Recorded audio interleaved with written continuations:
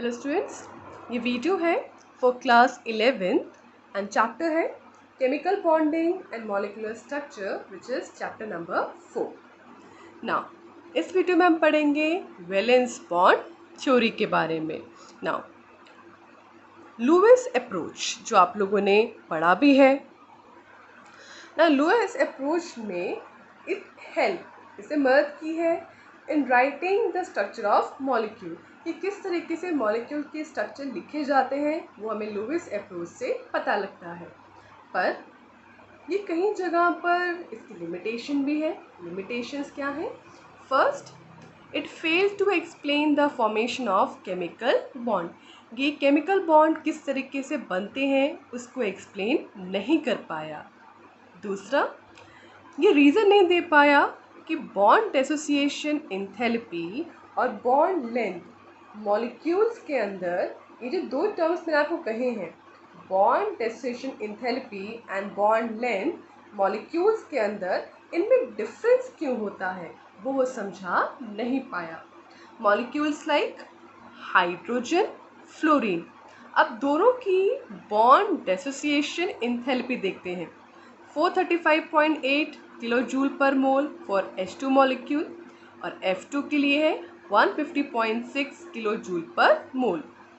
Bond length है 74 picometre और fluorine F2 की है 42 पिकोमीटर। अब ये डिफरेंस क्यों है दोनों के बीच में, जबकि दोनों के बीच में तो सिंगल कोवलेंट बॉन्ड है, तो क्यों डिफरेंस है? इनकी बॉन्ड एसोसिएशन एंथैल्पी और बॉन्ड लेंथ में डिफरेंस क्यों है, इसका रीज़न नहीं दे पाया लुईस अप्रोच। नेक्स्ट, थर्ड, कोई आइडिया नहीं दिया गया किसके बारे में? शेप्स ऑफ पॉलीएटॉमिक मॉलिक्यूल्स के बारे में। पॉलीएटॉमिक मॉलिक्यूल्स जैसे मीथेन CH4, SO2, ये होते हैं पॉलीएटॉमिक मॉलिक्यूल्स। अब इन मॉलिक्यूल का शेप कैसा होगा इसके बारे में कोई भी आइडिया नहीं दिया गया। Second I theory, whisper theory. इस विस्पर थ्योरी ने ये तो बता दिया कि सिंपल मॉलिक्यूल की ज्योमेट्री क्या होगी, पर थियोरेटिकली वो एक्सप्लेन नहीं कर पाए the geometry of simple molecule. अब ये जो लिमिटेशंस आ रही थी, इन लिमिटेशंस को ओवरकम करने के लिए दो इम्पॉर्टेंट थ्योरीज को लाया गया और ये थ्योरीज बेस्ड थी क्वांटम मैकेनिकल प्रिंसिपल्स के ऊपर, और इन थ्योरीज का नाम है valence bond theory and molecular orbital theory. तो अब हम पढ़ेंगे डिटेल में valence bond theory and molecular orbital theory. मैं आपको नेक्स्ट वीडियो में डिटेल में कराऊंगी। नाउ VBT यानी वैलेंस बॉन्ड थ्योरी, इसको इंट्रोड्यूस किया गया था by Heitler and London in 1927। ये फर्दर डेवलप हुई थी बाय पॉलिंग एंड अदर्स। यहाँ हम वैलेंस बॉन्ड थ्योरी को पढ़ेंगे इन terms of energy. So example लिया है मैंने हाइड्रोजन मॉलिक्यूल का। हाइड्रोजन मॉलिक्यूल बना होता है दो हाइड्रोजन एटम से। हाइड्रोजन एटम का एटॉमिक नंबर होता है 1, इलेक्ट्रॉनिक कॉन्फ़िगरेशन होगा 1s1, यानी हाइड्रोजन में एक इलेक्ट्रॉन होता है और एक प्रोटॉन होता है। हम यहाँ पर दो हाइड्रोजन एटम को एक नाम देने वाले हैं। कंसिडर कर लीजिए कि दो हाइड्रोजन के एटम हैं A एंड B। एक हाइड्रोजन को A से डिनोट कर रहे हैं और एक हाइड्रोजन को B से, यानी HA और HB से। अब दोनों हाइड्रोजन HA और HB हो गए। अब हाइड्रोजन में न्यूक्लियस है और एक इलेक्ट्रॉन है, तो न्यूक्लियस ऑफ A यानी न्यूक्लियस ऑफ हाइड्रोजन एटम जिसे हमने A से डिनोट किया है, उसका न्यूक्लियस डिनोट होगा Na से और इलेक्ट्रॉन होगा Ea से। वैसे ही जो न्यूक्लियस होगा हाइड्रोजन जिसे हमने B से डिनोट किया है, उसका न्यूक्लियस डिनोट होगा Nb से और उसका इलेक्ट्रॉन डिनोट होगा Eb से। जब हाइड्रोजन के एटम बहुत दूर होते हैं, अब इतने दूर हैं तो इनके बीच में इंटरेक्शन नहीं होता, बट जैसे ही हाइड्रोजन एटम पास आने लगते हैं तो उनके बीच में new attractive forces and repulsive forces आने लगते हैं। तो जैसे एटम एक दूसरे के पास अप्रोच करते हैं, एक दूसरे के पास आते हैं, तो new attractive forces and repulsive forces आ जाते हैं। अब कौन से हैं ये अट्रैक्टिव फोर्सेस, किन के बीच में होते हैं, अब हम स्टडी करेंगे। नाउ ये मैंने हाइड्रोजन के एटम बना दिए हैं। ये रहा nucleus of A and electron of A, nucleus of B and electron of B. ये हाइड्रोजन एटम है जिन्हें हमने ए और बी से डिनोट किया है। नाउ इसके न्यूक्लियस और इसके इलेक्ट्रॉन में अट्रैक्शन होगा, इसके न्यूक्लियस और इसके इलेक्ट्रॉन में भी अट्रैक्शन होगा। ये जो फोर्सेस हैं ये अट्रैक्टिव फोर्सेस हैं और ये ओल्ड अट्रैक्टिव फोर्सेस हैं। जैसे ही ये पास में आएंगे तो बनेंगे न्यू अट्रैक्टिव फोर्सेस। अब न्यू अट्रैक्टिव फोर्सेस बनेंगे nucleus of A and electron of B. वैसे ही nucleus of B and electron of A, इनके बीच में बनेंगे न्यू अट्रैक्टिव फोर्सेस। तो आपस में Na और Ea के बीच में, इनके बीच में आपस में तो थे ओल्ड अट्रैक्टिव फोर्सेस, और जब एटम्स अप्रोच करते हैं, दूसरे के पास आते हैं, तो इनके बीच में बनते हैं न्यू अट्रैक्टिव फोर्सेस। उसी तरीके से रिपल्सिव फोर्सेस भी आते हैं, वो हैं electron of A, electron of B. अब दो इलेक्ट्रॉन पास में आएंगे तो इनके बीच में होगा, जब एटम्स पास में आएंगे तो इलेक्ट्रॉन भी ऑब्वियसली पास में आएंगे, तो उनके बीच होगा repulsive forces. Similarly nucleus of A and nucleus of B, इनके बीच में होगा रिपल्सिव फोर्सेस। नाउ एक्सपेरिमेंटली देखा गया है कि जो न्यू अट्रैक्टिव फोर्सेस होते हैं वो ज़्यादा होते हैं as compare to new repulsive forces से। तो ये रहे रिपल्सिव फोर्स और ऊपर मैंने आपको दिखाए थे अट्रैक्टिव फोर्स। तो अट्रैक्टिव फोर्सेस ज़्यादा होते हैं as compare to repulsive forces. अब अट्रैक्शन ज़्यादा है तो दोनों एटम एक दूसरे के पास अप्रोच करेंगे और पोटेंशियल एनर्जी हो जाएगी कम।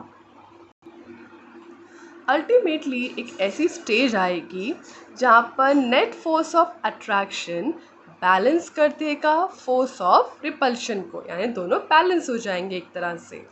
और उस टाइम सिस्टम के अंदर मिनिमम एनर्जी आ जाएगी। जब भी सिस्टम में मिनिमम एनर्जी आती है तो इसका मतलब मॉलिक्यूल स्टेबल बनने वाला है, मॉलिक्यूल एक्चुअली स्टेबल हो चुका है। सो एट दिस स्टेज जब मिनिमम एनर्जी आ चुकी है सिस्टम के अंदर, तो इस स्टेज पे हाइड्रोजन के एटम दोनों आपस में जुड़ चुके हैं और वो स्टेबल मॉलिक्यूल बना चुके हैं, यानी H2 स्टेबल बन चुका है। इसकी बॉन्ड लेंथ होती है 74 पिकोमीटर। इस समय जब भी बॉन्ड बनता है तो हाइड्रोजन एटम्स के बीच में तो एनर्जी बाहर निकलती है और इस एनर्जी का नाम है bond enthalpy. Hydrogen atom, hydrogen का मॉलिक्यूल और हाइड्रोजन एटम्स में कंपैरिजन किया जाएगा। हाइड्रोजन का मॉलिक्यूल और दो अलग अलग हाइड्रोजन के एटम, इनमें से हाइड्रोजन का मॉलिक्यूल ज़्यादा स्टेबल होता है।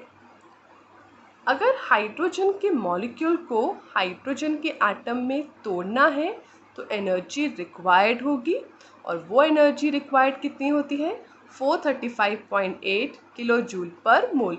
इतनी एनर्जी रिक्वायर्ड होती है अगर 1 मोल ऑफ H2 को HH एटम में तोड़ना होता है। अब वैलेंस बॉन्ड जो थ्योरी है इसने एक्सप्लेन किया था the formation and directional property of bonds in polyatomic molecules, कि किस तरह से बॉन्ड्स बनते हैं पॉलीएटॉमिक में, वो समझाया था। और जो बॉन्ड्स की डायरेक्शनल प्रॉपर्टी होती है वो भी समझाई गई थी। किसके टर्म्स में? In terms of overlap and hybridization. Hybridization word जो आपको बोल रही हूँ ये आपको नेक्स्ट वीडियो में कराऊंगी, एंड ओवरलैपिंग कैसे होती है वो मैं आपको अब कराऊंगी। तो स्टार्ट करते हैं ओवरलैपिंग ऑफ एटॉमिक ऑर्बिटल्स के साथ। नाउ जो ओवरलैप होते हैं it may be positive, negative and zero overlap. ठीक है, यहाँ हम करने जा रहे हैं ये तीनों overlap of s and p atomic orbitals. अब जो s ऑर्बिटल होता है उसका शेप कुछ ऐसा होता है और नाम है इसका स्पेरिकली सिमेट्रिकल। और ये जो तीन p होते हैं इनका शेप का नाम है डम्बल शेप। और ये px है, ये py है और ये pz है। इन तीनों को इस तरीके से ड्रॉ किया जाता है। z को हम इंटर न्यूक्लियर एक्सिस मानते हैं, तो हम उसको हमेशा इस डायरेक्शन में ड्रॉ करेंगे। And then py and px, यानी x हमने ऐसे लिया है, y ऐसे इस डायरेक्शन में लिया है और z हमने इस डायरेक्शन में लिया है। स्टार्ट करते हैं with positive overlap. Positive overlap तब होता है जब same faces of atomic orbital combine करते हैं। मतलब देखिए ये है pz और ये है pz, दोनों के बीच में ओवरलैपिंग हो रही है। जो आप देख पा रहे हो ये जो रीजन है इसे ओवरलैपिंग रीजन कहते हैं। पहले pz ऐसे था, अलग अलग दोनों ऐसे थे, अब दोनों ओवरलैप करने जा रहे हैं, यानी ऐसे और एक दूसरा वाला ऐसे। ये जो पोर्शन आपको दिख रहा है ये ओवरलैप हुआ है रीजन। सो यहाँ पर सेम साइन देखिए, प्लस एंड प्लस दोनों सेम साइन आपस में ओवरलैप कर रहे हैं, तो ये पॉजिटिव ओवरलैपिंग कहलाती है। सिमिलरली px में भी plus plus sign and negative sign, दोनों सेम साइन ओवरलैप कर रहे हैं, तो इसे कहा जाएगा पॉजिटिव ओवरलैप। सिमिलरली pz और s के बीच में ओवरलैप हो रहा है, तो इसे पॉजिटिव ओवरलैप कहते हैं। py और py में ओवरलैप हो रहा है, इसे पॉजिटिव ओवरलैप कहा जाएगा। जो डम्बल शेप वाले यानी px, py, pz होता है, इसमें एक होता है पॉजिटिव साइन के साथ, एक होता है नेगेटिव साइन के साथ। Next is negative overlap. इसमें different phases of atomic orbital combine करते हैं, जैसे कि इसका पॉजिटिव साइन वाला और इसका नेगेटिव साइन वाला ये ओवरलैप कर रहे हैं, तो अलग अलग साइन ओवरलैप हो रहा है, इसे कहा जाता है negative overlapping. Again negative and positive sign, again negative overlap, अलग अलग साइन ओवरलैप कर रहे हैं px एंड py में, so negative overlap. Next come py, again अलग अलग साइंस ओवरलैप कर रहे हैं, तो ये है नेगेटिव ओवरलैप। लास्ट कैटेगरी आती है ज़ीरो ओवरलैप की। ना ज़ीरो ओवरलैप में या तो ओवरलैपिंग बिल्कुल नहीं होती या ओवरलैपिंग प्रॉपर तरीके से इफ़ेक्टिवली नहीं होती। जैसे कि आप देखो बिल्कुल हल्की सी ओवरलैपिंग हो रही है, प्रॉपरली इफ़ेक्टिव जो है प्रॉपर ओवरलैपिंग होती है वो नहीं है इसके अंदर। ज़ीरो ओवरलैप से बॉन्ड की फॉर्मेशन नहीं होती, तो ये है जिसमें बिल्कुल भी इफ़ेक्टिवली ओवरलैपिंग नहीं हो रही। अब मैं आपको दूसरी पिक्चर दिखाऊंगी जिसमें ओवरलैपिंग होती ही नहीं है। ये है ज़ीरो ओवरलैपिंग के अंदर, देखिए दोनों में ओवरलैपिंग हो ही नहीं रही। अब px इस डायरेक्शन में, py इस डायरेक्शन में, दोनों के बीच ओवरलैपिंग पॉसिबल नहीं है, तो ये है ज़ीरो ओवरलैपिंग के अंदर। नाउ अब मैं आपको ओवरलैपिंग समझाऊंगी HF के एग्जाम्पल से। नाउ इस एग्जाम्पल को आप देख पा रहे हो, अब मैं इसको प्रॉपर्ली आपको करके दिखाऊंगी कि किस तरीके से ये पूरी ओवरलैपिंग आती है। उससे पहले आप दो पॉइंट्स ध्यान में रखिएगा। पहला पॉइंट, हाफ फिल्ड ऑर्बिटल्स ही ओवरलैप करते हैं। सेकंड पॉइंट, जो पूरी तरह से भरे हुए ऑर्बिटल्स हैं वो ओवरलैप नहीं करते। स्टार्ट करते हैं with HF hydrogen fluoride. Hydrogen का एटॉमिक नंबर होता है 1, 1s1। फ्लोरीन का atomic number 9, 1s2, 2s2, 2p5। Now 2p5 में p ऑर्बिटल के अंदर हम 3 बॉक्सेस बनाते हैं, या कहें 3 ऑर्बिटल्स बनाते हैं। एक का नाम px, एक का नाम py, pz, आप इस तरह से डिनोट कर सकते हो इसको। नाउ इलेक्ट्रॉन है 5। अब हम इनमें फिल करके देखेंगे 1, 2, 3। अब तीनों ऑर्बिटल्स में सिंगल इलेक्ट्रॉन आ चुका है, तो अगर अभी भी इलेक्ट्रॉन बचे होते हैं तो आप पेयरिंग स्टार्ट कर सकते हो। हमारे पास तो 5 की रिक्वायरमेंट है, 3 तो भर चुके हैं, यानी 2 अभी भी रह रहे हैं, सो हम करेंगे पेयरिंग। अगर एक ऊपर की तरफ बनाया है तो दूसरा स्पिन नीचे की तरफ होगा, यानी दोनों का स्पिन ऑपोजिट होना चाहिए। तो हमारे पास आ गया 2px1, क्योंकि यहाँ पर जो प्रिंसिपल क्वांटम नंबर है वो 2 है, तो आप लिखोगे 2px। 2px में कितने इलेक्ट्रॉन है? 2। तो 2py में कितने हैं? 2। एंड 2pz में 1, and then 1s2 and 2s2। इतना होने के बाद अब लास्ट वाले इलेक्ट्रॉन ही पार्टिसिपेट करेंगे बॉन्डिंग के अंदर। लास्ट में 2p है और इसका क्या है? 1s है, तो यही पार्टिसिपेट करेंगे बॉन्डिंग के अंदर। अब देखिए F का और H का हम बॉन्डिंग करेंगे। सो ये रहा px।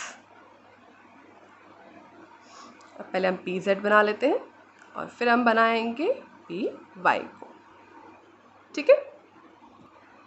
ना 2px में 2 इलेक्ट्रॉन थे, 2py में भी, पर 2px में क्या, 2pz में कितने थे? 1 इलेक्ट्रॉन थे। 2pz, py and px।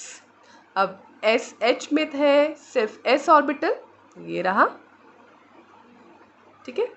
और इसमें इलेक्ट्रॉन, अगर आपने यहाँ वाला ये स्पिन बनाया है तो उसका उल्टा स्पिन बना दीजिएगा। अब दोनों के बीच में ओवरलैपिंग होगी, तो पहले हम ओवरलैपिंग देखेंगे। ये देखिए, ये हो गई ओवरलैपिंग, ठीक है। और दोनों इलेक्ट्रॉन इस तरह से बीच में आ गए, इसे मैं यहाँ पर दिखाती हूँ ऐसे, ठीक है। नेक्स्ट बचा आपका px एंड py, वो इस तरह से यहाँ ड्रॉ जाएगा। सो ये हो गई HF की बॉन्डिंग। तो हमेशा 2 हाफ फिल्ड ऑर्बिटल्स ही आपस में कंबाइन करते हैं और केमिकल बॉन्ड बनाते हैं। अब क्वेश्चन आता है कि हीलियम 2 कभी नहीं बनाता, आपको कभी भी हीलियम 2 यानी डाई एटॉमिक फॉर्म में नहीं दिखता, वो हमेशा सिंगल फॉर्म में ही क्यों दिखाई देता है? ये क्यों नहीं बनता? इसका रीज़न हम अब जानेंगे। अब देखिए, मैंने आपको कहा था कि फुली फिल्ड ऑर्बिटल कंबाइन नहीं करते। अब हीलियम में क्या है? 1s2, क्योंकि एटॉमिक नंबर 2 है, तो इलेक्ट्रॉन 2 होते हैं और वो 1s में फिल किए जाते हैं। तो अब एक हीलियम का 1s2 है तो दूसरे हीलियम का भी 1s2 होगा, दोनों तो फुली फिल्ड है। तो fully filled atomic orbital combine नहीं कर रहे हैं, हमेशा हाफ फिल्ड एटॉमिक ऑर्बिटल ही आपस में कंबाइन करते हैं और केमिकल बॉन्ड बनाते हैं। तो फुली फिल्ड होने की वजह से इनके बीच में कोई भी केमिकल बॉन्ड नहीं बनता और हीलियम 2 की स्टेट में आपको दिखाई नहीं देता। Now comes types of overlapping and nature of covalent bond. Now covalent bond को हमने क्लासिफाई किया है 2 टाइप्स में, depending upon the type of overlapping. वो किस तरह की ओवरलैपिंग करते हैं उसके ऊपर हमने उस क्लासिफिकेशन की है कोवलेंट बॉन्ड की। तो वो क्लासिफाई किया गया है 2 टाइप्स में, sigma bond and pi bond के अंदर। सिग्मा बॉन्ड को इस सिंबल के साथ डिनोट किया जाता है, ठीक है। ये थोड़ा सा क्लियर नहीं है तो ये प्रॉपर्ली क्लियर हो जाएगा, इसे इस सिंबल से डिनोट किया जाता है। नाउ सिग्मा बॉन्ड को मैंने कहा है it is end to end overlapping of bonding orbitals along inter nuclear axis. देखिए, मान लीजिए ये एक एटॉमिक ऑर्बिटल है और ये दूसरा एटॉमिक ऑर्बिटल है। अब इनके अगर हेड टू हेड कंबाइन होता है तो उनसे जो बॉन्ड बनता है उसे सिग्मा बॉन्ड कहते हैं। और अगर ये ऑर्बिटल इस तरह से साइड से ओवरलैप करते हैं तो इनसे जो बॉन्ड बनेगा वो होगा पाई बॉन्ड। अब सिग्मा बॉन्ड को हम हेड ऑन ओवरलैप और एक्सियल ओवरलैप भी कह सकते हैं, यानी कि सिग्मा बॉन्ड को नहीं, हम कहेंगे इस तरह के ओवरलैपिंग को हम कहेंगे हेड ऑन ओवरलैप और axial overlap. So head to head overlapping होती है तो उनसे सिग्मा बॉन्ड बनता है। यहाँ मैं आपको बॉन्डिंग दिखाने वाली हूँ 3 की, SS, SP और PP, और इनकी ओवरलैपिंग से बनता है सिग्मा बॉन्ड। देखिए एक S दूसरा S कंबाइन कर गए तो इनसे जो ये देखिए ये ओवरलैपिंग हो गई तो इसे कहेंगे SS ओवरलैपिंग, क्योंकि दोनों SS के बीच में ओवरलैपिंग हुई है। उस तरह से S और P के बीच में ओवरलैपिंग हुई है तो इसे कहेंगे SP ओवरलैपिंग। P के बीच में ओवरलैपिंग हुई है तो इसे कहेंगे PP ओवरलैपिंग। ये जो ओवरलैपिंग है देख लीजिए, ये दोनों के हेड टू हेड ओवरलैप कर रहे हैं, हेड टू हेड ओवरलैपिंग हो रही है। Next head to head overlapping हो रही है तो इन ओवरलैपिंग से जो बॉन्ड बनेगा वो होगा sigma bond. Next is pi bond. Pi को इस तरीके से डिनोट किया जाता है, ठीक है, ये दोनों एक ही चीज़ है। अब इस तरीके से डिनोट किया जाता है, ये कुछ नहीं है, ठीक है। नाउ अब मैंने कहा था साइड वाइज ओवरलैपिंग होगी तो पाई बॉन्ड बनेगा। अब ये 2 है p ऑर्बिटल्स, अब देखिए इस तरीके से साइड से ओवरलैपिंग करवा रहे हैं तो इसे कहा जाएगा पाई बॉन्ड। इस ओवरलैपिंग से जो बनेगा बॉन्ड उसे पाई बॉन्ड कहते हैं। नेक्स्ट इज सिग्मा और पाई बॉन्ड में से कौन ज़्यादा स्ट्रॉन्ग है। तो एक फिनोमिना है कि जितनी ज़्यादा ओवरलैपिंग होगी बॉन्ड उसी से उतना ज़्यादा मजबूत बनेगा। अब सिग्मा ज़्यादा स्ट्रॉन्ग होता है पाई से, क्योंकि उसके अंदर जो ऑर्बिटल्स होते हैं उसकी ओवरलैपिंग काफ़ी ज़्यादा होती है। ओवरलैपिंग जितनी ज़्यादा होगी उतने ही बॉन्ड की स्ट्रेंथ ज़्यादा होगी। पाई में कम ओवरलैपिंग होती है इसलिए स्ट्रेंथ कम होती है, जबकि सिग्मा में ओवरलैपिंग ज़्यादा होती है तो उसमें स्ट्रेंथ बॉन्ड की ज़्यादा होती है। नेक्स्ट है, यहाँ मैंने कुछ एग्जाम्पल लिखे हैं, ठीक है। अब ये कुछ एग्जाम्पल्स जो है इन एग्जाम्पल्स में आपको काउंट करना है कि सिग्मा और पाई बॉन्ड कितने होते हैं, ठीक है। ये मैंने एग्जाम्पल्स हैं, इनको मैं हल्का से रब कर देती हूँ, ये आपके सामने आ चुके हैं। अब इन्हें अच्छे से क्लियर करते हैं। अब सिंगल बॉन्ड को हमेशा आप सिग्मा से डिनोट कर दीजिए। 2 ऑक्सीजन है ये, ठीक है, ये तो आपको दिख रहा है। अभी कैसे हम करते हैं, एक बॉन्ड को तो आप सिग्मा डिनोट कर दीजिए और जो बॉन्ड रह रहा है अभी भी उसमें आप डिनोट करेंगे पाई से। पाई बॉन्ड मल्टीपल बॉन्ड्स में आता है, यानी डबल ट्रिपल, इनमें पाई बॉन्ड आता है। अब देखिए नाइट्रोजन 3 बॉन्ड्स हैं, ठीक है, नाइट्रोजन 3 बॉन्ड्स हैं तो एक होगा सिग्मा और जो रह गए हैं उन्हें डिनोट किया जाएगा पाई से। सो इस तरीके से हम सिग्मा और पाई बॉन्ड को किसी भी स्ट्रक्चर में काउंट कर सकते हैं। कोई डाउट हो तो आप कमेंट सेक्शन में लिख सकते हो। इस वीडियो को लाइक, शेयर एंड सब्सक्राइब कीजिएगा and thank you for watching my video.